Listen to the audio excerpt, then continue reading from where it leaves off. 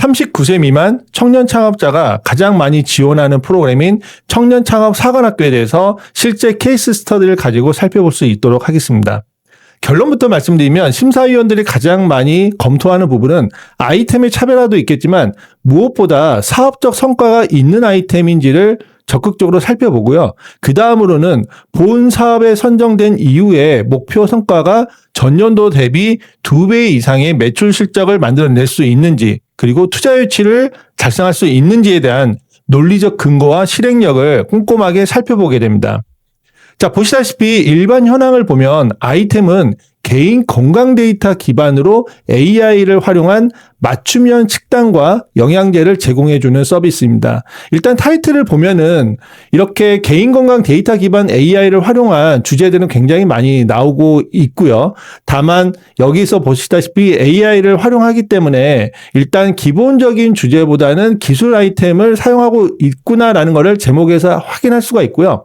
그 다음 두 번째로는 맞춤형 식단을 제공하는 것은 일반적으로 있고 또 영양제만 따로 제공하는 게 있지만 이 맞춤형 식단과 영양제를 동시에 제공해 주는 서비스는 기존에 없기 때문에 여기에서 아이템의 어느 정도의 차별화 포인트를 심사위원이 인지하고 사업계획서를 검토하게 됩니다. 하지만 무엇보다 가장 중요한 거는 보시다시피 23년도 6월에 창업을 했고요. 그리고 이 창업자가 지원한 24년도 청년창업 사관학교 시점을 봤을 때 전년도 기준, 즉 23년도 기준 매출은 0.5억 원, 그리고 이 사업에 선정된다고 했을 때 본인들이 목표로 제시한 실적은 보시다시피 매출은 12.3억 원, 그리고 투자 유치는 3억 원을 달성하겠다는 매우 공격적인 목표를 제시를 하고 있습니다. 심사위원이 봤을 때 전년도 대비 굉장히 많은, 즉 20배 이상의 성장 매출 목표를 달성하고 있는데 일단은 짧은 6개월 동안 0.5억 원을 달성했다는 이런 실적 증거 자료가 있기 때문에 이 사업자가 어떠한 실행력을 갖고 그리고 또 어떠한 기술적 요소를 도입을 했을 때 12.3억 원을 달성할 것인가에 대한 부분들을 사업계획서 뒷부분에서 점검을 할 겁니다. 그래서 이런 부분들이 사실 기존의 예비창업 패키지와 같은 예비창업자들을 위한 사업계획서와는 다른 부분인 거죠. 그래서 청년창업 사관학교와 같은 이런 정부 지원 프로그램을 지원하실 때에는 전년도 실적이 굉장히 중요합니다. 그리고 뒤에 보면은 매출 이외에도 특허를 출원한 부분, 그리고 기술 개발 및 사업화 실적을 한 내용들, 그리고 창업 사업화 중복 지원 검토 확인 사항들에 있어서 본 사업과 중복 여부가 되지 않는 이런 프로그램들을 했다라는 점에서 심사위원들이 빠르게 전년도 실적과 함께 이런 중복성 여부를 체크를 하고 다음 내용들을 살펴보게 됩니다. 본문의 내용을 보면 먼저 목차를 보면은 기존 다른 정부 지원 사업 계획서와 다 똑같습니다.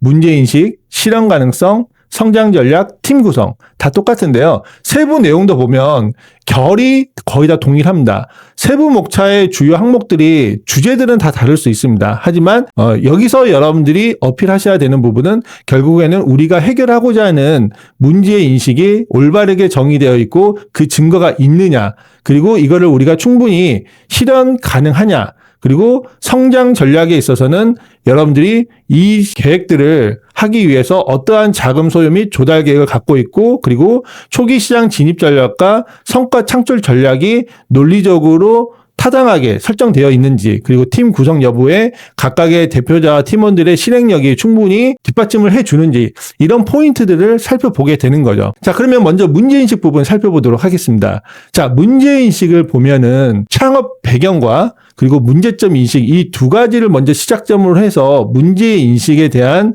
내용들을 작성을 하고 있는데요.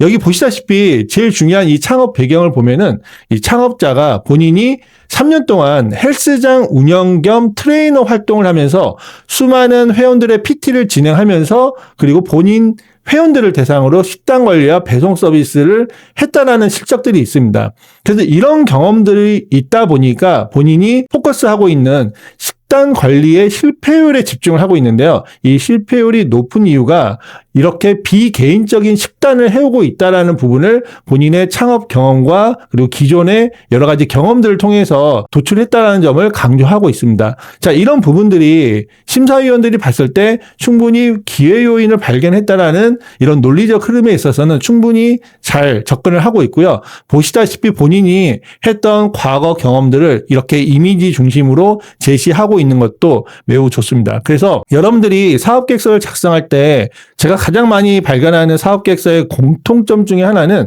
서술형으로 쓰시는 분들이 많습니다. 하지만 서술형으로 쓰지 마시고요. 보시다시피 이렇게 개요식으로 작성하시고 개요식으로 작성한 내용을 뒷받침하는 증거 사진이나 또는 증거 데이터와 같은 에비던스들을 반영해 주시는 게 논리적 흐름을 심사위원들이 흘러가면서 바로바로 캐치하는 데 있어서 가장 좋은 방식이기 때문에 이 방식을 좀 적극 추천드립니다.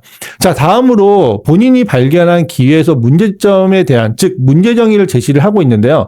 낮은 식단 관리의 성공률을 위해서 본인은 개인 맞춤 영양을 통해서 해결을 하겠다라고 먼저 해결 방안에 대한 화두를 제시하면서 이 문제인식에 대한 타당한 그 논리적 근거들을 제시를 하고 있습니다.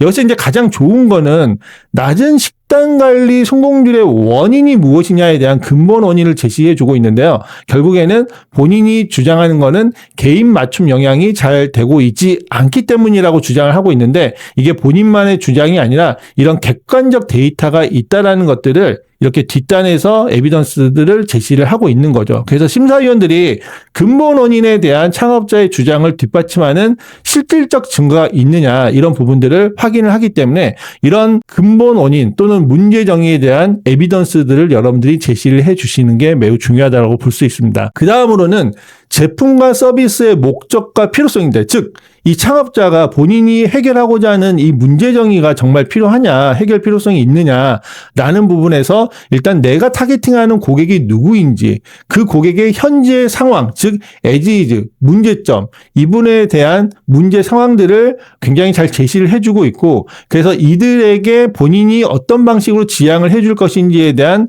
고객의 지향점을 제시해 줌으로써 이 제품과 서비스의 목적, 즉 필요성에 대한 기본적인 논리적 근거들을 제시를 해주고 있고요.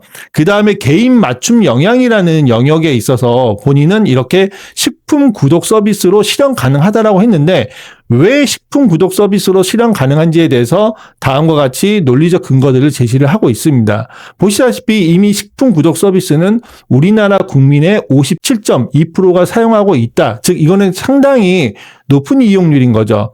그래서 왜 이거를 이용하는지에 대한 원인, 이유, 즉 편리함과 개인 맞춤 제공이 소비자들에게 주는 가치가 굉장히 높기 때문에 식품 구독 서비스가 높다라는 것들을 이렇게 제시하고 있고요. 이에 대한 이런 증거 데이터들이 이렇게 출처를 명시해 가면서 제시가 되고 있는 거죠. 그 다음으로는 본인이 이래서 왜 이 서비스를 제공할 수 있는지에 대한 이런 개요를 이렇게 제시를 하고 있습니다. 그래서 어떻게 보면 앞단에서의 해결 방안을 기반으로 해가지고 본인은 다음과 같은 솔루션을 제공을 하겠다라는 기본적인 해결 방안과 솔루션에 대한 개요를 제시를 하고 있고요. 그리고 고객들이 나의 서비스를 이용할 때 어떠한 방식으로 이용하게 되는지에 대한 고객 여정 지도를 제시를 하고 있고, 그리고 이 고객 여정 지도에 대해서 우리가 어떠한 기술적 요소들을 개발해야 되는지에 대한 각각의 포인트를 정의하고 이 중에서 본인들이 어디까지가 준비되어 있고 그리고 어디까지를 해야 되는지에 대한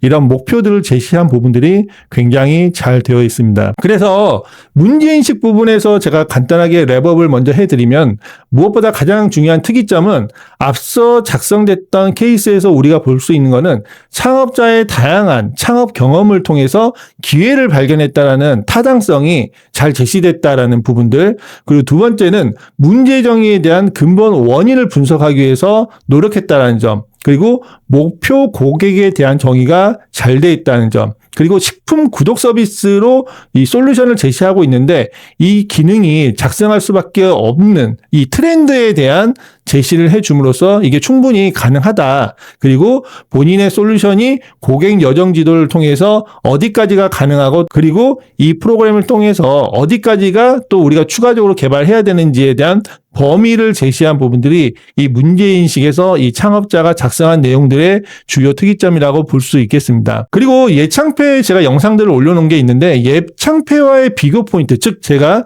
예창패에서 심사위원들이 무엇을 알고 싶을까라는 포인트들 여러 가지 제시를 했는데 이 중에서 이 청년창업사관학교에서 빠져있는 부분들이 있습니다. 보시다시피 이 창업자가 작성한 내용 중에 이 대체제에 대한 언급들이 없어요. 그리고 또 대체제가 해결하지 못하는 언맨 니드들이 있는데요. 이런 내용과 그리고 시장 규모에 대한 내용들이 빠져 있는데 하지만 이제 이런 내용들을 충분히 커버할 수 있는 앞단의 실적에 대한 에비던스들이 있기 때문에 아마도 심사위원분들은 이런 빠져있는 내용에 크게 관여치 않고 문제인식 부분에 좋은 점수를 주지 않았나 싶습니다. 자, 오늘 시간은 이렇게 문제인식에 대한 부분에서 기존 프로그램과 무엇이 다른지에 대해서 살펴보았고요. 다음 시간에는 해결 방안 부분에 대해서 청년창업사관학교에서는 어떤 부분들이 다른지를 적극적으로 한번 살펴볼 수 있도록 하겠습니다. 저희 채널을 좋아요, 구독 부탁드리고 기회가 되시면은 저희 정석비즈 커뮤니티에서 많은 활동들을 함께 해주시기를 부탁드리겠습니다. 감사합니다.